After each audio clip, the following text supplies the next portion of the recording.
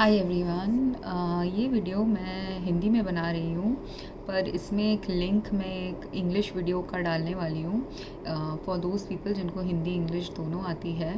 मैंने इतने सारे वीडियोस बनाए हैं अर्थ पोल्यूशन के ऊपर, पर most of my videos English में होते हैं। इस वाले वीडियो को मैं हिंदी में इसलिए बनाना चाहती हूँ ताकि जो इन्फॉर्मेशन ये इंग्लिश वीडियो में है, जिनको इंग्लिश इतनी अच्छी से नहीं आती, उनके लिए मैं हिंदी में बनाना चाहती हूँ। तो आप ये वीडियो में देख रहे हैं कि ये जो अंकल हैं, इन्होंने कैलिफोर्निया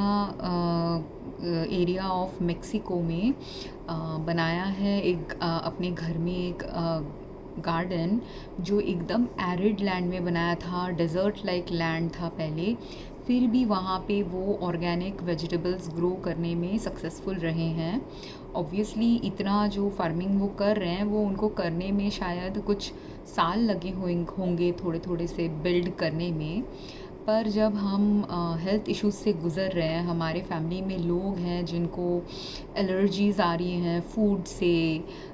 या एक्सटर्नल एनवायरनमेंट के पल्यूटेंट्स लाइक पेस्टिसाइड्स से एलर्जीज़ आ रही है। और इंडिया में लोग पेस्टिसाइड्स ये समझते हैं कि जो गार्डनिंग एक्टिविटीज़ में यूज़ हो रहा है, फार्मिंग में यूज़ हो रहा है, वही सिर्फ पेस्टिसाइड है।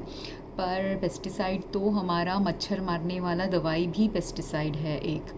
और मैं तो वेस्ट बंगाल में समर टाइम में या दूसरे वेकेशन टाइम्स में कज़न्स को विज़िट करने बहुत जाती थी। तो वेस्ट बंगाल एक स्टेट है इंडिया का, और कलकत्ता में स्पेशली, जहाँ पे बहुत मच्छर का प्रॉब्लम है। तो मच्छर की प्रॉब्लम की वजह से वहाँ पे तो मॉस्किटो रिपेलेंट लिटरली लोग कभी कभी 12 से 14 घंटे चला के रखते हैं,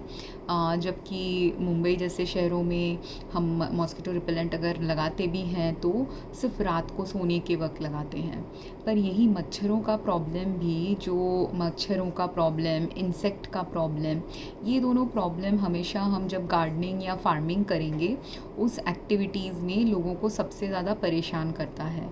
और हमको मच्छर हमें आके काटे, चींटी आके काटे, या हमारे फल फूल चींटी मच्छर आके खा के चले जाए, या दूसरे बग्स आके खा के चले जाए,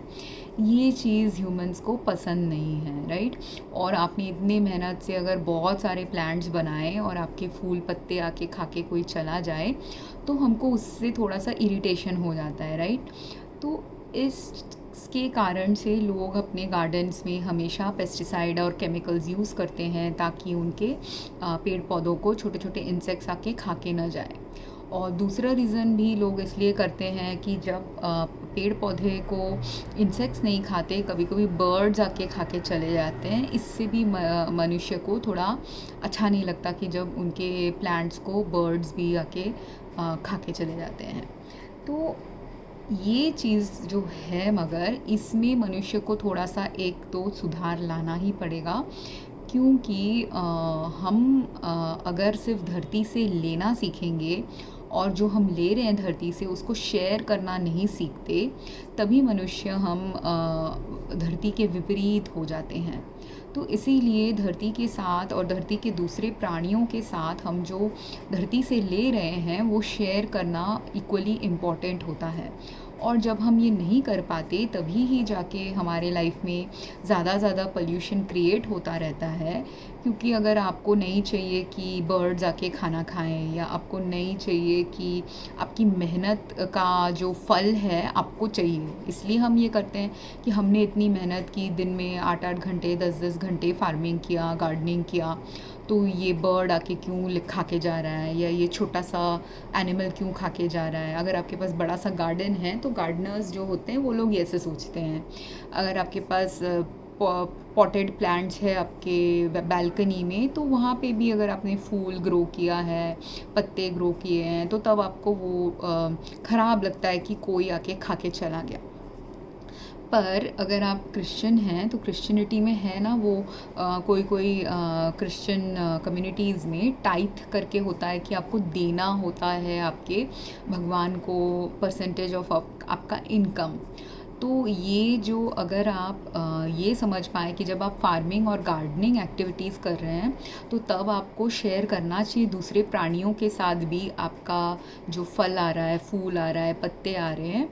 ये अगर आपने समझ लिया तो आप ना इरिटेट नहीं होंगे जब थोड़ा सा इंसेक्ट आके आपके फूलों से नेक्टर लेके चला जाएगा, या फूलों को खा के चला जाएगा, या पत्तों को खा के छोटे छोटे एनिमल्स आके आपके गार्डन से खा के चले जाएंगे कुछ। आप ना अगर याद रखो कि ये प्रिंसिपल है ऑफ लिविंग ऑन अर्थ कि हमें दूसरे प्राणियों का भी देखभाल करना है, या अर्थ को उस वे में नेचुरल कंडीशन में रखना है ताकि अर्थ का इकोसिस्टम बैलेंस में रहे। ये आप अगर डीपली भी ना समझो पर अगर सुपरफिशियली इतना समझ गए कि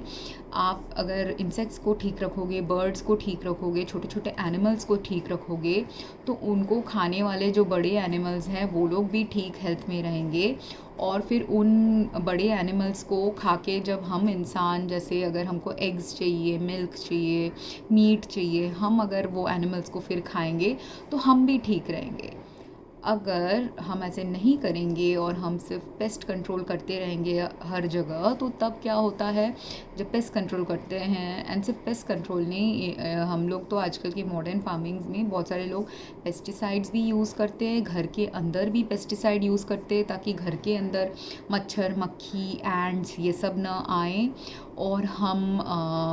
फंगिसाइड्स भी यूज़ करते हैं ताकि फंगल ग्रोथ आके आपका प्लांट मर न जाए। ये सब कारणों से हमको अच्छा नहीं लगता डिज़ीज़, तो हमको डिज़ीज़ अच्छा नहीं लगता, हमको डिस्ट्रक्शन अच्छा नहीं लगता, और इसी कारण से हम इतने केमिकल्स डालते रहते हैं, राइट। पर इसी का उल्टा असर ये होता है कि जिस लैंड में आपको अच्छा नहीं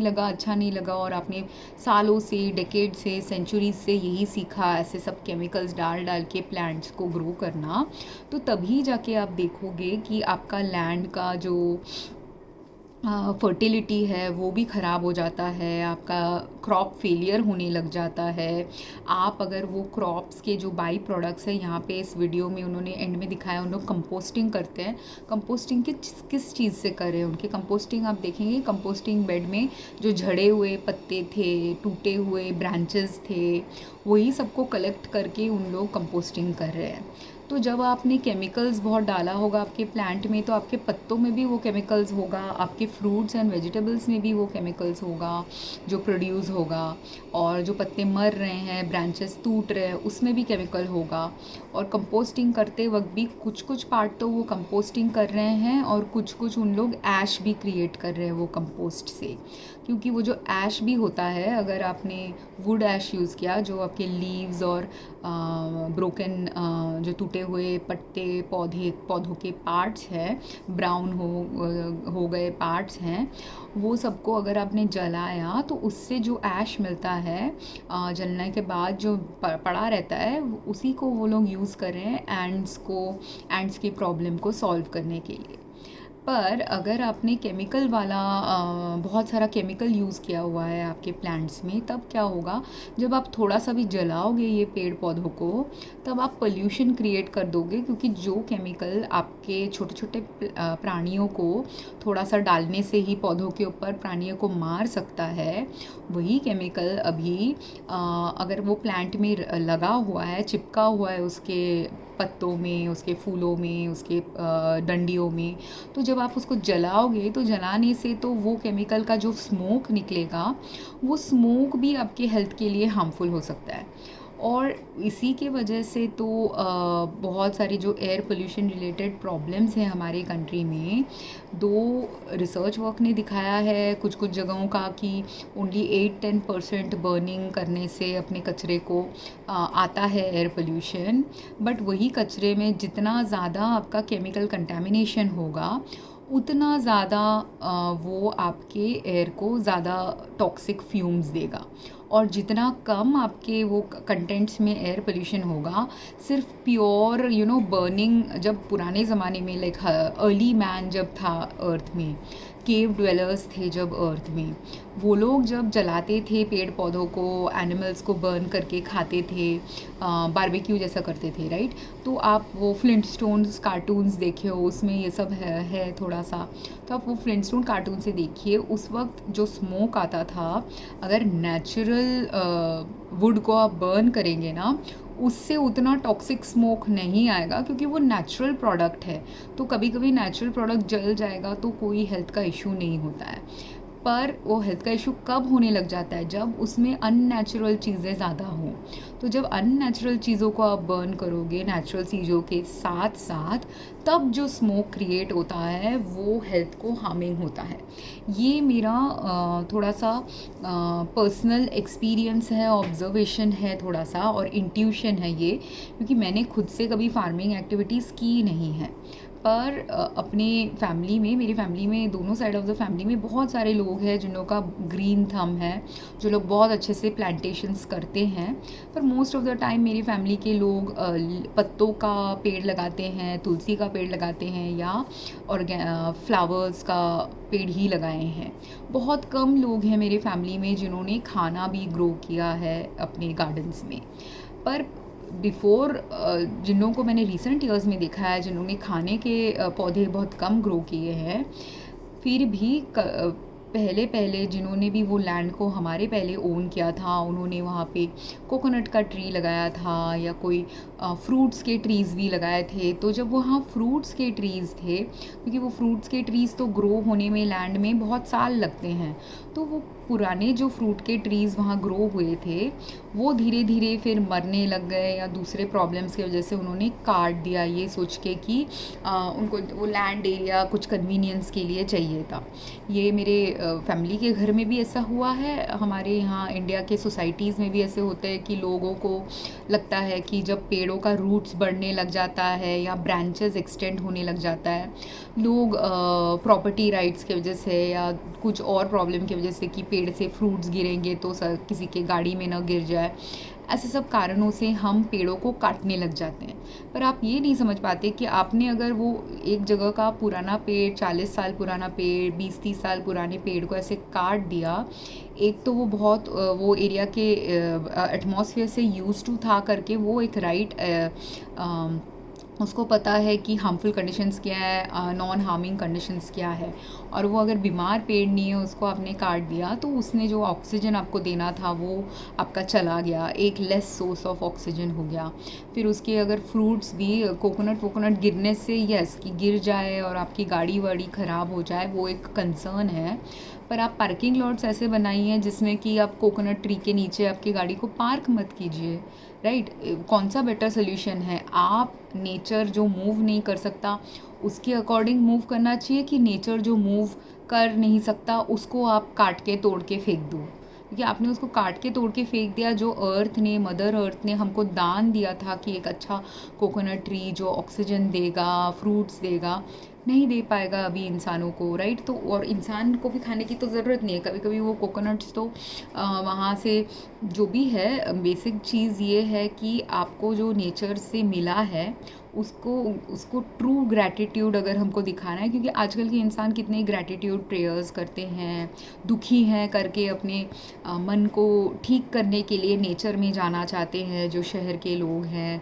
पर हम ट्रू नेचर में कब जा पाएंगे? तभी जा पाएंगे ना जब नेचर को आपने प्रिस्टीन कंडीशन में रखा, तभी जाके नेचर हमको शांति भी देगी, नेचर हमको ऑक्सीजन भी देगी, नेचर हमको हैप्पीनेस भी देगी। हमने अगर नेचर को हैप्पी नहीं रखा, नेचर हैप्पी रह सकता है क्या? आपने कभी मैरिजेस में देखा हो, अगर एक कपल है जिसमें दोनों एक दूसरे को अच्छे से खुश रख पा रहे हैं, तो उनका मैरिज सक्सेसफुल होता है, क्योंकि वो एक दूसरे का ख्याल रख रहे हैं। और जो कपल्स अनहैप्पी मैरिजेस में होते हैं, वो लोग एक दूसरे का ख्याल नहीं रख पाते, रखना नहीं जानते, सेल्फिश होते हैं, ऐसे होता है, राइट। तो सेम थिंग है नेचर का, हमको नेचर का ख्याल रखना है, तभी नेचर हमारा ख्याल रख सकता है। जो हमको लगता है कि फ्री में हमको नेचर से मिल रहा है, वो ट्रू है, इनिशियली हमको वो फ्री में मिल रहा है, पर जब बहुत सारे ह्यूमंस हो जाते हैं तब वो फ्री के साथ साथ केयर टेकिंग एस्पेक्ट भी डालना ही पड़ता है हमको, अदरवाइज़ वो एरिया का नेचर डिस्ट्रॉय हो जाएगा फ्यूचर में। और ऐसे में ही डिस्ट्रॉय होगा जैसे वे में अभी हो रहा है, जब पैंडमिक्स आ जाते हैं, फ्लड्स आ जाते हैं, सुनामीज़ आ जाते हैं, अर्थक्वेक्स आ जाते हैं, ये वोल्केनोज आ जाते हैं। ये वो सब जगह है जहाँ का नेचर ह्यूमन एक्टिविटीज़ को ले नहीं पा रहा, एंड नॉट सिर्फ फार्मिंग रिलेटेड एक्टिविटीज़ पर दूसरे और भी एक्टिविटीज़ है जिसकी वजह से नेचर डिसरप्शन में है वहाँ पे। और वहाँ जब नेचर ख़राब हो जाता है तब, और हमने ठीक से उसका ध्यान नहीं रखा, नहीं समझा नेचर को कि कैसे नेचर के साथ ताल से ताल मिला के चलना है, तभी वहाँ जहाँ समझने के लोग ही कम हो गए हैं, या उनको कितना भी समझाए वो समझ नहीं पा रहे कि हैबिट क्यों चेंज करनी है, तब जाके डिस्ट्रक्शन आ जाता है। और जो जो जगहों में अभी तक डिस्ट्रक्शन नहीं आया है, इसका मतलब ये नहीं कि वहाँ फ्यूचर में डिस्ट्रक्शन नहीं आएगा। इट्स जस्ट कि भगवान कोई कोई जगहों में जहाँ कोई कोई लोग हैं जो सुधर सकते हैं, समझ सकते हैं, समझ के दूसरों के डिस्ट्रक्शन को देख के अपने डिस्ट्रक्शन को चेंज करने का कैपेसिटी रखते हैं, वो एरियाज़ में डिस्ट्रक्शन थोड़ा लेटर आएगा। और या जो एरिया में डिस्ट्रक्शन आ गया था, वहाँ के कुछ कुछ लोग जो बच गए हैं, उनको बचा के रखने का यही रीज़न है कि आप बच जब गए हो, वहाँ जो ख़राब चीज़ हुई है वो रिपीट ना हो, या सुधार लाने के लिए नई चीज़ क्या चाहिए वो आपके पास सीखने का टाइम होता है। ये अंकल का भी आप देखिए, ये अपाहिज हो गए थे, उसके बाद उन्होंने उनका गार्डनिंग फार्मिंग एक्टिविटीज़ चालू किया है। पर क्यों वो अपाहिज हो गए? अपाहिज होकर उनको सेल्फ सफिशिएंसी चाहिए थी, इसलिए भी वो उनको बार बार शायद मार्केट में जाके वेजिटेबल्स लाने की दिक्कत हो रही होगी।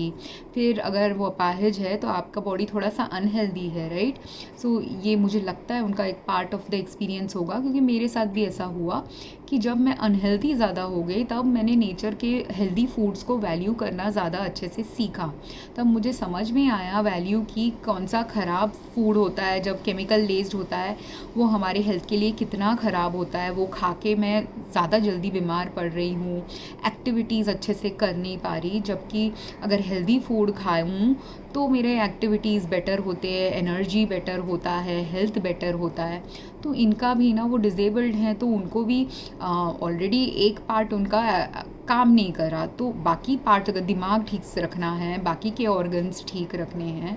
तो उनके लिए भी मैंडेटरी था कि वो अच्छा खाना बनाएं, अपने लिए अच्छे खाने को ग्रो करके ख़रीद के खाएं, दुकान जा जा के ना ख़रीद के खाएं, क्योंकि वो दुकान के खाने में बहुत सारे अभी कमर्शियल जो भी